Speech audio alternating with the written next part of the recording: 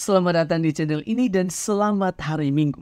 Sahabat-sahabatku yang terkasih, ketika saya merenungkan bacaan-bacaan hari ini, saya teringat akan pesan atau masukan saya terhadap dua pasangan keluarga muda beberapa waktu yang lalu. Saya mengatakan bahwa di dalam suatu hubungan, rumah sesungguhnya bukanlah rumah dalam bentuk fisik, tetapi relasi itu sendirilah yang merupakan rumah sesungguhnya. Sebab mewah atau semahal apapun sebuah rumah, tetapi relasi antara suami istri atau relasi anak dan orang tua sedang berantakan, maka rumah yang mewah dan mahal itu tidak akan memberikan kenyamanan, rasa damai, apalagi rasa cinta untuk diri kita. Sebaliknya, sesederhana apapun rumah fisik yang kita miliki, namun relasi suami istri atau relasi orang tua dan anak begitu erat, penuh cinta dan penuh perhatian, maka rumah itu akan menjadi tempat ternyaman untuk kita kembali pulang.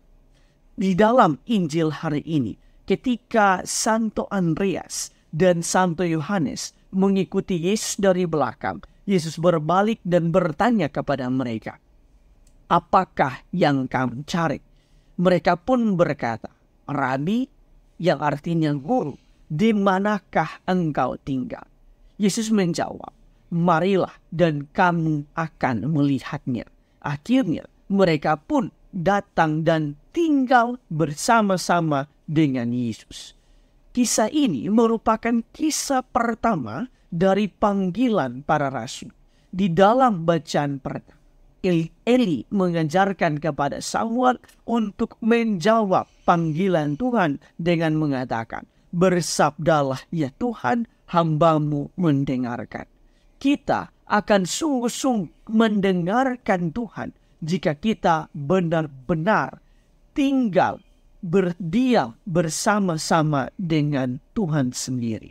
Sedangkan di dalam bacaan yang kedua, Santo Paulus mengingatkan kita akan salah satu tujuan dari tinggal bersama-sama dengan Kristus, yaitu agar kita semakin sadar bahwa tubuh kita adalah anggota Kristus. Santo Paulus menulis, "Tidak tahukah kamu bahwa tubuhmu adalah anggota Kristus? Siapa yang mengikatkan dirinya pada Tuhan menjadi satu roh dengan Dia, yaitu Kristus."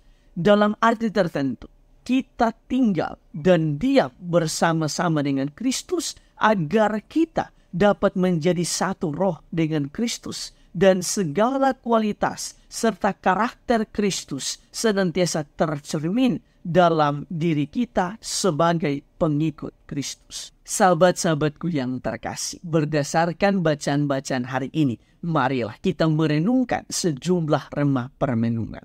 Pertama, di dalam bacaan Injil, Santo Andreas dan Santo Yohanes menjawab pertanyaan Yesus, "Apa yang kamu cari?" dengan cara tinggal bersama-sama dengan Yesus. Sebagai orang beriman, kita pun patut menjadikan tinggal bersama-sama dengan Yesus sebagai rumah ternyaman untuk kita kembali pulang. Artinya, relasi kita dengan Tuhan adalah rumah bagi kita untuk menimba kekuatan dan harapan untuk terus menjalani hidup ini. Saya sendiri mengalami bahwa bersujud di hadapan Tuhan adalah kesempatan terindah untuk memberikan kepada saya kekuatan dan secercah harapan untuk menghadapi semua pergumulan yang ada. Kedua, di dalam bacaan yang kedua, Santo Paulus menyinggung tentang tubuh sebagai anggota Kristus. Artinya, tubuh kita tidak boleh digunakan secara tidak benar, sebab tubuh kita adalah bait Allah, tempat Allah bersemayam di dalamnya. Karena itu, tinggal bersama-sama dengan Kristus adalah sebuah pilihan yang tepat bagi kita untuk melihat dan belajar dari Yesus bagaimana Yesus menggunakan tubuhnya sebagai sarana untuk perbuatan kasih bagi sesama. Hal ini bisa kita lakukan jika roh yang hidup di dalam diri Kristus juga hidup di dalam diri kita. Untuk sampai pada titik ini, yang bisa kita lakukan ialah menjadikan relasi dengan Yesus sebagai tempat untuk kita bertransformasi menjadi pribadi yang bisa menyerupai Kristus. Ketiga, tinggal dan diam bersama Kristus hanya dapat terjadi jika kita memiliki relasi yang intim dengan Yesus sendiri. Apapun profesi, pekerjaan, serta segala aktivitas yang kita lakukan sehari-hari hendaknya selalu melibatkan Tuhan di dalamnya.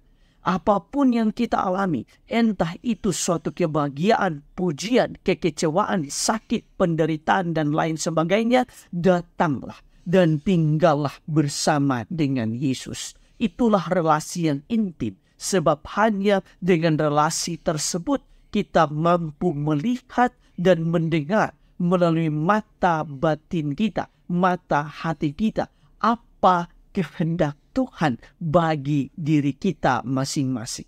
Berdoalah agar kita diberi kemampuan oleh Roh Kudus untuk melihat dan mendengar apa kehendak Tuhan bagi diri kita masing-masing dan bukan pada keinginan diri kita.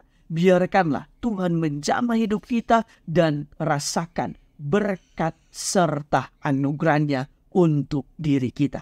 Tuhan memberkati Anda semua.